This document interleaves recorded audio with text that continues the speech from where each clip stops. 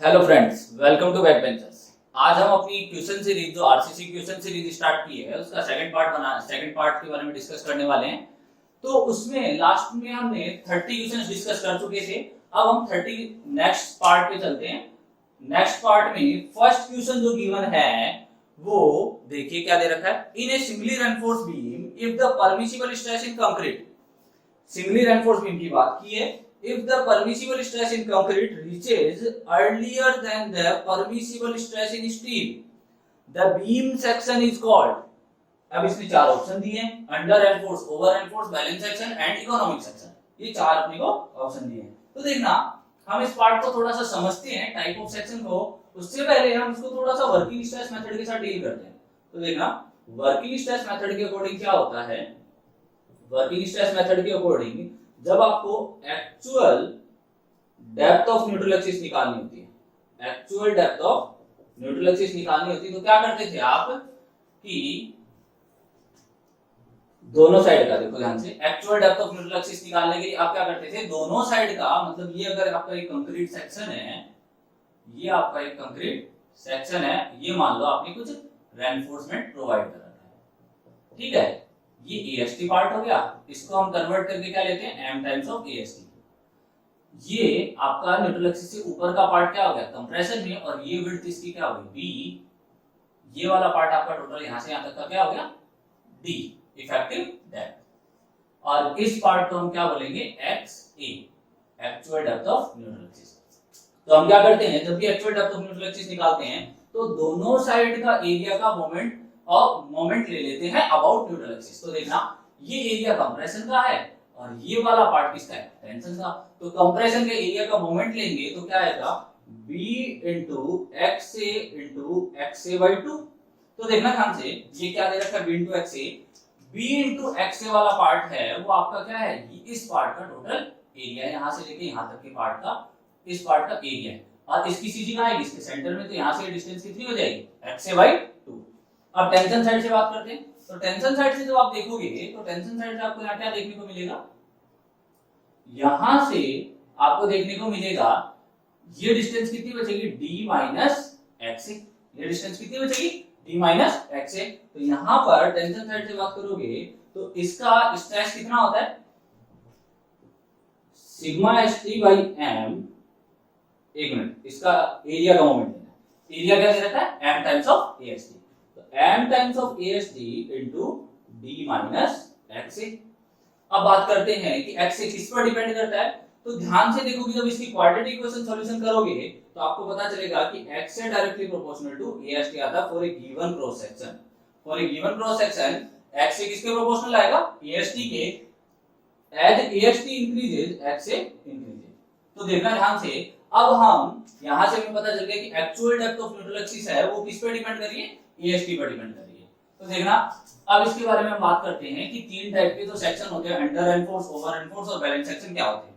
तो देखो, ये एक सेक्शन लिया कंक्रीट का जिसकी विड्थ b है और इफेक्टिव डेप्थ क्या है, d। अब हम उसमें बार बार रेनफोर्समेंट चेंज करेंगे। मान लो इसमें हमने दो रेनफोर्समेंट प्रोवाइड किए और हमने ये एक ऐसा सेक्शन माना कि बैलेंस कंडीशन के लिए, for balanced condition, balanced condition, यहां पर जो हमने AST माना दैट इज 3 बार्स ऑफ कोई 5 mm डाया, मतलब 3 बार्स होनी चाहिए, ठीक है, 5 mm डाया की। अब यहां से हमने देखा कि जैसे AST बढ़ाएंगे xa इंक्रीज हो जाएगा। तो ध्यान देना, ये मान लो इस टाइम कुछ आपकी न्यूट्रल एक्सिस आ रही थी फर्स्ट केस में, जब आपकी 2 बार थी, क्लियर है। सबसे पहले बैलेंस वाली एक्सिस मार्क कर दे। बैलेंस वाली जब 3 बार होती है तो कुछ बैलेंस वाली एक्सिस यहां पर एग्जिस्ट करती है, ये मान लिया। और इस टाइम इस एक्सिस को क्या कहेंगे, critical depth of neutral axis. तो फर्स्ट केस में ध्यान देना, जब हमारे पास 2 बार थी तो हमारे पास ये पार्ट बन के आ रहा था, और इस टाइम स्ट्रेस डायग्राम जो बन के आता है वो कुछ ये पार्ट बन के आता है। इस टाइम स्ट्रेस डायग्राम कुछ ये पार्ट बन के आता है, और इस पार्ट को हम क्या कहते हैं, यहां पर जो स्ट्रेस की वैल्यू होती है that is sigma st by m, या फिर अगर हम यहाँ एक्चुअल स्ट्रेस बताना चाहें तो TA बाई m। और इस केस में यहां पर जो वैल्यू होती है CA, अब देखो TA क्या है, एक्चुअल स्ट्रेस इन स्टील, और CA क्या है, एक्चुअल स्ट्रेस इन कंक्रीट। अब यहां पर दो नोटेशन और जो हम जानते हैं, sigma CBC and sigma ST. Sigma CBC क्या है, permissible stress in concrete, and sigma ST क्या है, परमिसिबल स्ट्रेस इन स्टील। तो देखना ध्यान से। अब मान लो बैलेंस सेक्शन के लिए कितने रिक्वायर्ड थे, 2। बैलेंस सेक्शन के लिए क्या रिक्वायर्ड थे, 2। बैलेंस सेक्शन के लिए हमने बात की 3 रेनफोर्समेंट रिक्वायरमेंट थे। अब बात करते हैं कि यहां से जैसे ही मैं इसमें एक रेनफोर्समेंट की क्वांटिटी बढ़ाऊंगा, मतलब 3 हो गए, 3 होते ही x जो ये डेप्थ थी XA की, वो डेप्थ इंक्रीज होके कहां तक पहुंच जाएगी, XC तक, और ये डायग्राम आपका कुछ ऐसे कन्वर्ट हो जाएगा। इस टाइम यहां पर आपको क्या रहेगा, यहां पर भी आपको TA/M दिखेगा, यहां पर CA दिखेगा। अब मान लो फिर मैं 3 से रेनफोर्समेंट बढ़ा के रेनफोर्समेंट कितने कर देता हूं, यहां पर टोटल नंबर ऑफ रेनफोर्समेंट बढ़ा देता हूं 4, तो फिर x से बढ़ जाएगा और कुछ नीचे की ओर शिफ्ट हो जाएगा, और ये डायग्राम कुछ आपका इस तरीके से फॉर्म हो जाता है। ये डायग्राम आपका कुछ इस तरीके से फॉर्म हो जाता है। तो देखना ध्यान से, ये वाला पार्ट क्या हो जाएगा, TA/M, ये क्या हो जाएगा, CA। अब हम डिसाइड करते हैं कि कंडीशन कौन कौन सी किसके इक्वल होगी। तो देखना, बैलेंस सेक्शन किसको कहते हैं, बैलेंस सेक्शन एक ऐसा सेक्शन होता है जब कंक्रीट और स्टील दोनों अपनी परमिसिबल लिमिट पर एक साथ पहुंचते हैं। ठीक है, परमिसिबल लिमिट पर एक साथ पहुंचते हैं, तो इसका मतलब अगर ये बैलेंस सेक्शन है, आपने बोला कि 3 बार पर ये बैलेंस होता है, अगर ये बैलेंस सेक्शन है तो इस टाइम की इसकी लिमिट क्या रहेगी, सिग्मा ST/M पर रहेगा, और ये किस पर रहेगा, सिग्मा CBC पर, दोनों एक साथ फैलते हैं। क्लियर है। अब बात करते हैं कि अगर जो अब इससे कम रेनफोर्समेंट है, कम रेनफोर्समेंट, जो परमिसिबल लिमिट में हमें 3 रेनफोर्समेंट रिक्वायरमेंट थे, इसमें 2 ही बार प्रोवाइड की, 2 बार प्रोवाइड की, तो ये कैसा सेक्शन हो गया, इसमें रेनफोर्समेंट हमने जो जितनी रिक्वायर्ड क्वांटिटी थी उससे कम प्रोवाइड किया है, इसीलिए इस टाइप के सेक्शन को क्या कहते हैं, अंडर रेनफोर्स सेक्शन। और एक चीज ये बताइए, जब कोई रिक्वायर्ड क्वांटिटी थी उससे अगर हम कोई कम क्वांटिटी को प्रोवाइड करते हैं, तो उस टाइम फेल पहले कौन सा मटेरियल होगा, जो कम होगा। तो इस टाइम कम कौन सा मटेरियल है, स्टील है, तो यहां पर जो परमिसिबल लिमिट होगी वो कौन अटेंड करेगा, सिग्मा ST/M, स्टील अटेंड करेगा अपनी परमिसिबल लिमिट को, जबकि कंक्रीट की वैल्यू सिग्मा CBC से कुछ कम रहेगी। क्लियर है। अब नेक्स्ट केस में यहां पर हमने जितना रेनफोर्समेंट रिक्वायर्ड था उससे ज्यादा रेनफोर्समेंट प्रोवाइड कर दिया। इस केस में ज्यादा रेनफोर्समेंट प्रोवाइड किया है, तो ज्यादा रेनफोर्समेंट प्रोवाइड करने से क्या होगा कि यहां पर जो मटेरियल जिसकी स्ट्रेंथ कम है या जो मटेरियल कम प्रोवाइड है वो पहले फेल होगा। तो इस केस में जो CA होगा, कंक्रीट अपनी परमिसिबल लिमिट पर पहुंच जाएगा, और वेयर TA है उसकी वैल्यू क्या रह जाएगी, सिग्मा ST/M से कम रह जाएगी। तो अब अपने को जो क्वेश्चन पूछा था, क्वेश्चन में क्या पूछा था अपने से कि इन ए सिंगली रेनफोर्स बीम, एक minute, in a singly reinforced beam, if the permissible stress in concrete reaches earlier than the permissible stress in steel, concrete अपनी परमिसिबल लिमिट पर पहले पहुंच रहा है, कंक्रीट अपनी परमिसिबल लिमिट पर पहले पहुंच रहा है, तो उस केस में, और इनमें से कौन सा केस है जब कंक्रीट अपनी परमिसिबल लिमिट पर पहले पहुंच रहा है स्टील से, दैट इज दिस वन। तो सेक्शन किस टाइप का हो गया, ओवर रेनफोर्स सेक्शन। तो इस केस का आंसर क्या हो जाएगा, over reinforce section part, answer हो जाएगा इसका बी। नेक्स्ट क्वेश्चन क्या दे रखा है, as per IS 4562,000 in absence of, as per IS 4562,000 in the absence of test data, the approximate value of total strain for design may be taken as, मतलब ये कहा गया है कि अगर आपके पास टेस्ट डेटा अवेलेबल नहीं है तो आप टोटल स्ट्रेन की वैल्यू कितनी लोगे, तो टोटल स्ट्रेन की वैल्यू हम इस केस में श्रिंकेज स्ट्रेन के बराबर ले लेते हैं, दैट इज श्रिंकेज स्ट्रेन के बराबर ले लेंगे, और वो वैल्यू कितनी हो जाएगी 0.0003। ये हो जाएगा आपका answer. Next one, if the area of tension reinforcement provide is less than that required for a balance section, मतलब इसने ये कहा है, अभी हम पीछे जो बात करके गए हैं उस पे देखना, उसी की तरह सेम क्वेश्चन है कि area of tension reinforcement provided is less than, area of जो टेंशन रेनफोर्समेंट है वो आपने कम प्रोवाइड किया जितना रिक्वायर्ड था। तो अभी हमने बात की, कुछ याद होगा, 2, 3 और 4 बार, 4 बार थी, 3 बार थी तो बैलेंस सेक्शन के लिए थी। अगर इससे कम प्रोवाइड करेंगे तो ये कितना हो जाएगा, तो ये कौन सा सेक्शन हो जाएगा, अंडर रेनफोर्स, और ये कौन सा हो जाएगा, ज्यादा प्रोवाइड करेंगे तो ओवर रेनफोर्स। तो यहां पर आंसर क्या हो जाएगा, under reinforce section. Next one, mild steel used in RCC structure, mild steel RCC structure में यूज किया जाता है, ये कौन सा कोड कंफर्म करता है, तो माइल्ड स्टील जब आप ध्यान से पढ़ते हो तो माइल्ड स्टील को डिफाइन करता है आईएस 432, इंडियन स्टैंडर्ड 432।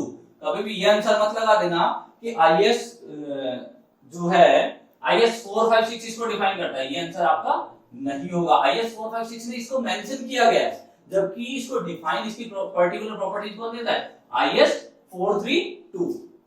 अब देखना इसमें कुछ कोड और भी दे रखे हैं, जैसे हमारे स्टील से रिगार्डिंग अगर बात करें, अगर ये पूछता कि इसके अंदर माइल्ड स्टील की जगह ये बोल देता HYSD bar used in RCC structure conforms to, मतलब HYSD बार के लिए पूछता तो हम यहाँ पर कौन सा लगा देते, IS 1786 2008, ये आपका कोड हो जाता, मतलब उस केस में आंसर क्या हो जाता, C. Next, the minimum quantity of cement content needed in 1 metre cube of a reinforcement concrete which is exposed to sea weather, मतलब सी वेदर में एक्सपोज्ड है, एक्सपोजर कंडीशन की बात कर रहा है, तो देखना ध्यान से, एक्सपोजर कंडीशन के अकॉर्डिंग सीमेंट क्वांटिटी पूछेगा, exposure condition minimum cement quantity required, ठीक है। तो देखना 5 कंडीशन कौन सी होती है, mild, moderate, sewer, very sewer and extreme, 5 condition होती है, क्लियर है। तो देखना ध्यान से, इनके लिए जो रिक्वायर्ड होती है, अभी हम बात किसमें कर रहे हैं, हमसे किसमें पूछा गया, आरसीसी में, किसमें पूछा गया, ये जो डेटा हम लिख रहे हैं किसका डेटा है, आरसीसी का डेटा है। यहां पर माइल्ड के अंदर 300 केजी पर मीटर क्यूब, इसका मतलब ये हुआ कि 1 मीटर क्यूब में कितनी रिक्वायर्ड होगी, 300 केजी। अब यहां पर जो रिक्वायर्ड होगी, यहां पर भी कितनी होती है, 300 केजी पर मीटर क्यूब, यहां पर जो होता है that is 320 kg per metre cube. Next one हो जाएगा 340 kg per metre cube and next one हो जाएगा 360 केजी पर मीटर क्यूब। ये आपको 5 क्वांटिटी रिक्वायर्ड होती है। अब देखो इसके आंसर लगाते हैं, the minimum quantity of cement content needed in 1 metre cube of a reinforcement concrete which is exposed to sea weather, sea weather है मतलब ये कंडीशन नहीं है, सीवर कंडीशन है। अब इसमें हमें रिक्वायर्ड कितना था, 320, मतलब मिनिमम क्वांटिटी ये है, 320 से कम वाले आंसर नहीं ले सकते, तो 320 से 3 आंसर कम है तो तीनों ही नहीं ले सकते, तो आंसर क्या हो जाएगा यहाँ पर, तो 350 केजी दिया हुआ है वो आंसर हो जाएगा, क्लियर है। Next one, percentage of steel for balance design, percentage of steel for a balance design of A singly reinforced rectangular section by limit state method depends on, मतलब हमें ये पूछा है कि percentage of steel for balance, मतलब हमें पहले ये पता करना है कि percentage of steel for balance PT का फॉर्मूला क्या होता है, मतलब पीटी लिमिटिंग बैलेंस की बात कर रहे हैं, that is 41.38 FCK upon FY XU limiting by D, ये फॉर्मूला होता है। अब इसने क्या पूछा है, singly reinforced rectangular section by limit state method depends on, तो देखो ध्यान से, लिमिट स्टेट मेथड में ये किस पर डिपेंड कर रहा है, तो देखो ये Fy पर भी डिपेंड कर रहा है और Fck, मतलब कैरेक्टरिस्टिक स्ट्रेंथ ऑफ कंक्रीट पर भी डिपेंड कर रहा है और यील्ड स्ट्रेंथ ऑफ स्टील पर भी डिपेंड कर रहा है। तो इसने क्या ऑप्शन दिया, first one characteristic strength of concrete सही है, second one yield strength of steel, ये भी सही है, third one modulus of elasticity of steel, ये श्योरिटी नहीं है, इसके बारे में हम श्योर नहीं कर सकते। Next one geometry of the section, इसके बारे में भी हमें कुछ नहीं पता, तो मतलब इस फॉर्मूले में ये दो आ रहे हैं। अब ए और बी में से आप कोई भी ऑप्शन लगा सकते हो, क्योंकि इसमें आप ए भी लगाते हो तो भी सही है, बी लगाते हो तो भी सही है। Next one, partial safety for concrete and steel are 1.5 and 1.15 respectively, because इसने ये कहा है कि कंक्रीट के लिए आप पार्शियल फैक्टर ऑफ सेफ्टी क्या काम में लेते हो 1.5, एंड स्टील के लिए पार्शियल फैक्टर ऑफ सेफ्टी कितनी काम में लेते हो 1.15, दो पार्शियल फैक्टर ऑफ सेफ्टी काम में लेते हो। तो देखना ये पूछ रहा है बिकॉज फर्स्ट ऑप्शन दिया है concrete is heterogeneous while steel is homogeneous, the control on quality of concrete is not as good as that of steel। Third one दे रखा concrete is weak in tension, fourth one दे रखा voids in concrete are 0.5% while those in steel are 0.15%। ऐसा कुछ नहीं होता। देखना इसमें बी ऑप्शन है वो मोर सुटेबल है। उसने क्या कहा है कि कंक्रीट जैसे हम बनाते हैं तो उस पर क्वालिटी कंट्रोल हम नहीं कर सकते जितना हम स्टील पे कर पाते हैं। स्टील पर क्वालिटी कंट्रोल का मतलब स्टील फैक्ट्री मेड होता है, इन्वायरमेंटल एक्सपोजर कंडीशन पर हम कंट्रोल कर पाते हैं, जबकि कंक्रीट क्या होता है एट द साइड कास्ट किया जाता है, और साइड कास्ट करते हैं तो वहां पर उसका वाटर सीमेंट रेशियो प्रॉपर नहीं हो सकता, मे बी उसकी मिक्सिंग प्रॉपर नहीं हो, या मे बी उसके अंदर वहां पर इन्वायरमेंटल कंडीशन है वो स्टैंडर्ड के अकॉर्डिंग नहीं हो। तो उस केस में हम ये ऑप्शन लगा सकते हैं कि इसकी पार्शियल फैक्टर ऑफ सेफ्टी इसलिए ज्यादा ली जाती है क्योंकि the control on the quality of concrete is not as good as that of steel. Next one, the assumption that the plane section normal before bending remains normal after bending is used। मतलब ये कह रहा है कि कौन कौन से method है उसमें plane section before bending remains plane after bending, ये स्टेटमेंट काम में लिया जाता है। तो देखो आप लिमिट स्टेट पढ़ो चाहे वर्किंग स्ट्रेस मेथड पढ़ो, हर मेथड में फर्स्ट असम्पशन यही है कि plane section before bending remains plane after bending, जिसका रिजल्ट क्या आता है स्ट्रेट डायग्राम इज लीनियर। तो इस केस में क्या हो जाएगा in both working stress and limit state method of design. Next question दे रखा आपको, limit state of serviceability of pre stress concrete section should satisfy. तो देखो लिमिट स्टेट मेथड है वो अपने आप को दो टाइप में डिफाइन करता है, ठीक है। First one is limit state of collapse, limit state of collapse. Second one is limit state of serviceability. Clear है, ये दो पार्ट में डिफाइन करता है, आपको कुछ याद रखने की जरूरत नहीं है। लिमिट स्टेट ऑफ कोलैप्स है वो ओनली ऑन फोर्स से रिलेटेड जो भी बातें होती है उनके साथ डील करता है, अब वो चाहे टेंशन फोर्स हो, चाहे कंप्रेशन फोर्स हो, या फ्लेक्सर हो, या शियर हो, या टॉर्सन हो, उनके साथ डील करता है। जबकि ये जो लिमिट स्टेट ऑफ सर्विसिबिलिटी है डिफ्लेक्शन के साथ डील करता है। डिफ्लेक्शन ये डील करता है क्रैकिंग के साथ, या ये करता है कोरोजन के साथ, या ये करता है वाइब्रेशन के साथ। तो इन चारों वर्ड को याद रखना है। इधर आपको एक ही चीज याद रखनी है, फोर्स का इफेक्ट। फोर्स का इफेक्ट का मतलब हम ये कह सकते हैं फ्लेक्सर भी कर सकता है, शियर भी कर सकता है, या टॉर्सन भी कर सकता है, कंप्रेशन भी कर सकता है, या टेंशन भी कर सकता है, जो भी आपको नाम लेने हो इधर फोर्स से रिगार्डिंग इफेक्ट में। तो हमसे क्या पूछा है, limit state of serviceability of pre stress concrete section should satisfy. तो क्या बोल रहा है, cracking, deflection and maximum compression. जहां फोर्स आ गया वहां बात नहीं करेंगे। Second one cracking only cracking के साथ साथ और कुछ भी आ सकता है, कि देखते हैं ये आंसर सुटेबल हो सकता है। डिफ्लेक्शन एंड क्रैकिंग, हाँ दोनों, ये मोर सुटेबल आंसर है। थर्ड लास्ट वन है डिफ्लेक्शन एंड मैक्सिमम कंप्रेशन। जैसे ही कंप्रेशन वर्ड आया काट देंगे, इसका मतलब जो डिफ्लेक्शन एंड क्रैकिंग वाला ऑप्शन है वो मोर सुटेबल आंसर है।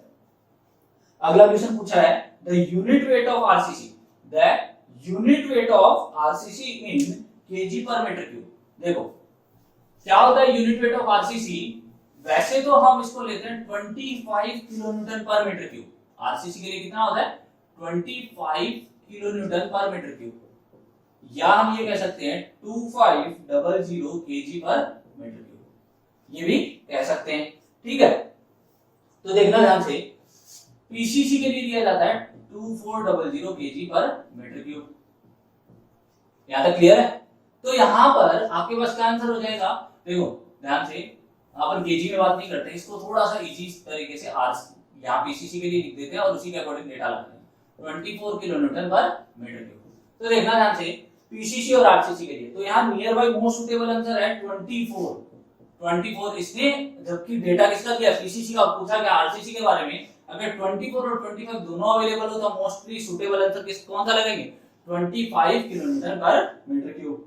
Next the partial factor of safety for concrete as per IS 456-2000 बार बार बात कर ली है इस क्वेश्चन के बारे में कि पार्शियल फैक्टर ऑफ सेफ्टी कितना होता है for concrete that is 1.5 clear है। Next the approximate allowable stress in axial compression, ध्यान से देखना इस क्वेश्चन को, बहुत अच्छा क्वेश्चन है, कंफ्यूज भी हो जाओगे इसमें कि कौन सा आंसर लगाए। The approximate allowable stress in axial compression in reinforced concrete is, मतलब axial compression में पूछा है कि allowable stress कितना होता है, तो देखना ध्यान से, ये आप कंक्रीट का जब ग्राफ पढ़ते हो तो ये स्ट्रेस स्ट्रेन कर रहा है, जनरली जब आप ग्राफ बनाते हो तो आपका ये FCK का ग्राफ बन जाता है, फिर जब आप इस ग्राफ को और स्टडी करते हो तो यहाँ पर हमें पता है कि यहाँ पर 6.67 ड्यू टू एनवायरमेंट इफेक्ट, हम इतनी स्ट्रेंथ कंसीडर करते हैं, फिर उस पर फैक्टर ऑफ सेफ्टी लगाते हैं तो हमारे पास ये कर्व कुछ ऐसे कन्वर्ट हो जाता है दैट इज 0.446 FCK। क्लियर है। तो देखना यहां पर जो स्ट्रेन की वैल्यू रहती है वो कितनी रहती है 0.002 और ये किसका स्ट्रेन है एक्सियल कंप्रेशन का। एक्सियल कंप्रेशन स्ट्रेन के कोरस्पॉन्डिंग जो वैल्यू है स्ट्रेस की वो कितनी की जाती है 0.446 FCK या 0.45 FCK, या हमारे पास जो मोस्ट सूटेबल आंसर उसमें क्या दे रखा है 0.44 FCK। नेक्स्ट वन क्वेश्चन दे रखा है the tensile strength of concrete to be used in the design of reinforced concrete member is ये पूछा कि टेंसाइल स्ट्रेंथ डिजाइन में कौन सी काम में ली जाती है, तो देखो ध्यान से कि हम मोस्टली जो मेंबर डिजाइन करते हैं दैट इज फ्लेक्सर का मतलब कौन सा होगा बेंडिंग, और फ्लेक्सर टेंशन में स्ट्रेंथ कितनी ली जाती है 0.7 FCK that is also known as modulus of rupture या tensile strength of concrete in flexure, या फिर हम इसको ये कह सकते हैं flexural tensile strength of concrete. तो डिजाइनिंग में कौन सी स्ट्रेंथ काम में ली जाएगी that is 0.7 FCK, direct tensile strength हम काम में नहीं लेते हैं। Next one the minimum quantity of cement content that is needed in 1 metre cube of the reinforced concrete which is not directly exposed to weather, ठीक है, in about KG. हमसे ये पूछा है कि कितना होगा, एक मिनिमम क्वांटिटी ऑफ सीमेंट बतानी है जब रेनफोर्स कंक्रीट का जो स्ट्रक्चर है उसको वेदर में एक्सपोज नहीं किया गया, मतलब वेदर में निकाला नहीं गया। तो जो माइल्ड कंडीशन होती है उसका मतलब यही होता है कि हमने स्ट्रक्चर को क्या किया गया है वेदर में, मतलब वेदर में स्ट्रक्चर एक्सपोज नहीं है, वेदर में नहीं दिख रही है उसकी जो भी हम स्ट्रक्चर बना रहे हैं, ठीक है, नॉर्मल वेदर में। तो इसलिए इसके अंदर मिनिमम सीमेंट कंटेंट कितना रिक्वायर्ड था, अभी हमने लास्ट टेबल की बात की दैट इज 300 kg पर मीटर क्यूब, तो इसने 1 मीटर क्यूब में पूछा तो आंसर क्या हो जाएगा 300 kg, that is option C. अब पूछा है M10 grade of concrete approximate mix, तो याद रख लेना यहां से कुछ डेटा कि जहां हम M5 से लेके जो जहां तक हमारे पास रेशियो अवेलेबल है M7.5, M10, M15, M20 and M25, यहां तक का हम रेशियो याद रखेंगे। ये होता है cement fine aggregate coarse aggregate का रेशियो 1:5:10, 1:4:8, 1:3:6, 1:2:4, 1:1.5:3, 1:1:2, ये होते हैं आपके रेशियो। इसका मतलब क्या होता है कि अगर हम कोई भी पर्टिकुलर वेट कंसीडर करेंगे तो उसमें 1 पार्ट तो सीमेंट का होगा, अगर हम इस रेशियो की बात करें 5 पार्ट उसमें क्या होगा फाइन एग्रीगेट का, और 10 पार्ट किसका होगा कोरस एग्रीगेट का। अगर किसी का कंप्लीट ये मान सकते हैं, अगर मान लो अगर हमारे पास M10 का पूछा जाता है ध्यान से, M10 में अगर हम 50 kg सीमेंट काम में लेते हैं, 50 kg सीमेंट काम में लेते हैं तो 150 kg हमारे पास क्या हो जाएगा फाइन एग्रीगेट और 300 kg क्या हो जाएगा हमारे पास कोरस एग्रीगेट। ये इस तरीके से माना जाता है। क्लियर है, मतलब अगर हमने इसको 1 लिया तो इसका रेशियो कितना लेना है 3, इसका रेशियो कितना लेना है 6, इसी तरीके से कंप्लीट टेबल याद रखेंगे यहां तक। Next one the maximum allowable percentage of tension reinforcement, maximum allowable percentage of tension reinforcement in RCC beam is, RCC beam में मैक्सिमम परसेंटेज ऑफ रेनफोर्समेंट कितना होता है? तो देखो, चाहे आपसे टेंशन का रेनफोर्समेंट पूछे चाहे कंप्रेशन का पूछे, मैक्सिमम टेंशन पूछे चाहे कंप्रेशन पूछे, तो 4% ऑफ, दोनों का आंसर सेम होगा, 4% of gross area, 4% of gross area उसका क्या हो जाएगा answer, that is C. Percentage में पूछा था, दैट इज सी। क्वेश्चन देखना, if the thickness of a structural member is small as compared to its length and width, it is classified as, मतलब हमें ये कहा है कि थिकनेस है वो मेंबर की लेंथ और विड्थ के कंपैरिजन में क्या है, बहुत कम है। तो देखना, हमारे पास तीन टाइप के स्ट्रक्चर होते हैं, 1D, 2D एंड 3D।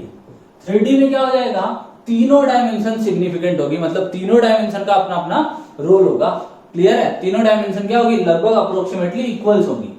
तो उसके बाद 2D आते हैं, उसमें कोई भी दो डायमेंशंस बहुत ज्यादा, मतलब बहुत ज्यादा बड़ी होगी as compare to third dimension. तो इस टाइप के 2D के केस में कौन से डायमेंशंस आते हैं या कौन से स्ट्रक्चर आते हैं, दैट इज स्लैब। स्लैब में हमने देखा भी है कि उसकी लेंथ और विड्थ बहुत ज्यादा होती है एज कम्पेयर टू उसकी डेप्थ। लेंथ और विड्थ उसकी क्या होती है, ये भी पार्ट मीटर में होता है, ये भी पार्ट मीटर में, जबकि उसकी डेप्थ जो होती है वो mm में होती है, और depth as compare to length और विड्थ बहुत कम होती है। Next one 1D। 1D के अंदर क्या होता है कि एक ऐसा स्ट्रक्चर जिसकी एक डायमेंशन बहुत सिग्निफिकेंटली इंपॉर्टेंट हो as compare to other two dimension. Important का मतलब ये है कि यहाँ पर बहुत ज्यादा बड़ी हो अदर टू डायमेंशन से, जैसे कि कॉलम है, कॉलम के अंदर उसकी लेंथ बहुत ज्यादा होती है एज कंपेयर टू उसके क्रॉस सेक्शन। इसीलिए यहाँ पर ऑप्शन कौन सा सुटेबल हो जाएगा, 2 डायमेंशनल स्ट्रक्चर, क्योंकि इसने क्या बोला, लेंथ और विड्थ है वो बहुत ज्यादा है एज कंपेयर टू उसकी डेप्थ के, तो ऐसे स्ट्रक्चर को क्या कहेंगे, 2 डायमेंशनल स्ट्रक्चर। तो नेक्स्ट पार्ट देखना, next question, factor of safety is the ratio of, factor of safety जो डिफाइन की जाती है that is yield stress to the working stress. Factor of safety को क्या डिफाइन किया जाता है, yield stress to the working stress, या फिर आप ये कह सकते हो strength of material, strength of material to the strength of material to the permissible stress। ठीक है, मतलब क्या हुआ, मटेरियल की जितनी मैक्सिमम स्ट्रेंथ है और हम उसको जितना उसको परमिशन दे रहे हैं, उन दोनों का रेशियो क्या होगा, factor of safety. Yield stress का मतलब क्या होता है, मटेरियल की वो स्ट्रेंथ जिस पर हम मटेरियल को जाके क्या मान लेते हैं, फील्ड मान लेते हैं, दैट इज यील्ड स्ट्रेस, और जिस पर हम काम करते हैं, जो जितनी हम परमिशन देते हैं, that is working stress. Next one, the modular ratio m of a concrete which permissible compressive stress is c may be obtained from the equation. देखो, modular ratio is equals to होता है 280/3c, where c is in newton पर mm square, और यही अगर हम इसको लिखना चाहें तो 280/3c where c is in kg पर सेंटीमीटर स्क्वायर। तो यहां से हम इसको ध्यान से देख सकते हैं कि यहां पर हम c का जो आंसर है, मतलब ये जो मॉड्यूलर रेशियो वो कौन सा हो जाएगा, ऑप्शन नंबर c हो जाएगा आपका। Next one, for M15 grade of concrete, M15 grade of concrete 1:4 ratio दे रखा है, the moment of resistance factor. तो देखो, moment of resistance factor M15 के लिए पूछा गया है, और यहां पर हमें बाकी कुछ भी नहीं डिफाइन किया गया। ठीक है, तो देखना, मोमेंट ऑफ रेजिस्टेंस, अब हम वर्किंग स्ट्रेस मेथड काम में लेते हैं। इसका क्या फॉर्मूला था, QBD square, QBD square, where Q is the moment of resistance factor, Q is the moment of resistance factor. तो देखो, Q का जो फॉर्मूला होता है that is half of CJK, 3 terms होती है। C को क्या बोलेंगे, परमिसिबल कंप्रेसिव स्ट्रेस, मतलब सिग्मा CDC होता है। J क्या हो गया, J हो गया lever arm depth factor, lever arm depth factor, and K हो गया neutral axis depth factor, neutral axis depth factor. इन सबकी अलग अलग वैल्यूज होती है। K को आप निकाल सकते हो फॉर्मूले से, K is equals to, K का जो फॉर्मूला होता है that is m into C divide by T plus m into C. Clear है? J का जो फॉर्मूला होता है वो होता है आपका 1 - k/3, K की वैल्यू निकाल लो, रख दो। तो देखना ध्यान से, यहां पर हमें स्टील की ग्रेड नहीं गिवन है, तो हम एज्यूम करेंगे स्टील की ग्रेड, एज्यूम कौन सी ग्रेड एज्यूम करें, एज्यूम Fe 250 और M15 के लिए सिग्मा सीबीसी की वैल्यू कितनी हो जाएगी 5, सिग्मा सीबीसी की वैल्यू कितनी हो जाएगी 5 और मॉड्यूलर रेशियो की वैल्यू कितनी हो जाएगी, ध्यान से देखना, मैं आपको मॉड्यूलर रेशियो अगर नहीं भी याद रहता, यहां पर वैल्यू होगी 18.66 एक्चुअली, या जिसको हम 19 लेंगे। तो देखो याद नहीं रहता तो भी कोई दिक्कत नहीं है, m इक्वल टू 280/3c होता है ना, तो यहां से हम m into C equal to direct रख सकते हैं 280/3। तो यहां पर हमें याद रखना जरूरी नहीं है, इसकी जगह हम क्या रख सकते हैं 280/3। तो यहां पर हम डायरेक्टली वैल्यू रखेंगे, तो q देखो सबसे पहले k निकालते हैं, दैट इज 280/3 डिवाइड बाई, हाँ Fe 250 है, इसके लिए मान लेते हैं ग्रेड 140 न्यूटन पर mm स्क्वायर होता है वर्किंग स्ट्रेस में, तो यहाँ पर वैल्यू क्या रख देंगे 140 प्लस 280 डिवाइड बाई 3, यहाँ से k का सॉल्यूशन निकालेंगे, और जैसे ही k आएगा उस वैल्यू को हम किस में रखेंगे, k की वैल्यू को हम किस में रखेंगे, इस वाली वैल्यू में, तो j इज इक्वल टू क्या आ जाएगा 1 माइनस k/3 रखोगे, और फिर इसको रखोगे q में, that is half of CJK, और यहां से आपका आंसर हो जाता है, जब आप सारी वैल्यूज पुट करोगे तो आपके पास आंसर आ जाएगा, that is 0.87, most suitable answer इस क्वेश्चन का, दैट इज 0.87। यहां से आप निकाल सकते हो। आज के लिए इतना ही, इसके आगे का पार्ट हम नेक्स्ट वीडियोज में स्टडी करेंगे। अब तक हमारे टोटल 50 क्वेश्चंस हो चुके हैं, that is the most important for SSC JEE exams, UPPSC, AE exams, various other state JEE and state AE exams, जहां पर आप इन क्वेश्चंस को नंबर ऑफ टाइम रिपीट होता हुआ देखोगे सेम कॉन्सेप्ट्स के साथ, बस वैल्यू चेंज हो जाती है। Thank you so much.